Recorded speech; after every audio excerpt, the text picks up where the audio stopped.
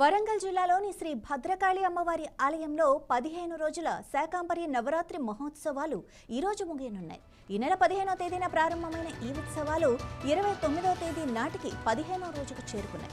వర్షాలు బాగా కురిసి పంట పొలాలు పచ్చగా ఉండాలని ఈ 15 రోజులు అమ్మవారికి ప్రత్యేక పూజలు చేశారు. మాజీ ఎమ్మెల్యే నాయని రాజేందర్ రెడ్డి 15వ తేదీన జ్యోతి ప్రజ్వలన చేసి ఉత్సవాలను లాంఛనంగా ప్రారంభించారు. ప్రతిరోజు అమ్మవారు వివిధ అలంకరణలో భక్తులకు దర్శనమిచ్చారు. తొలి రోజు ఉదయం కాళీ క్రమంలో, సాయంత్రం కామేశ్వరి క్రమంలో అమ్మవారు దర్శనమిచ్చారు.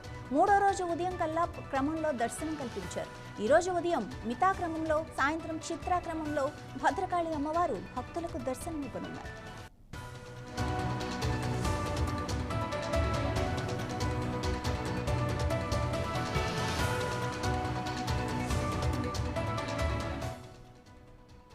ఈ ఉత్సవాల కోసం అమ్మవారిని 800 కిలోల కూరగాయలు, 40 రకాల కూరగాయలు, 22 రకాల పండ్లతో అందంగా అలంకరించారు.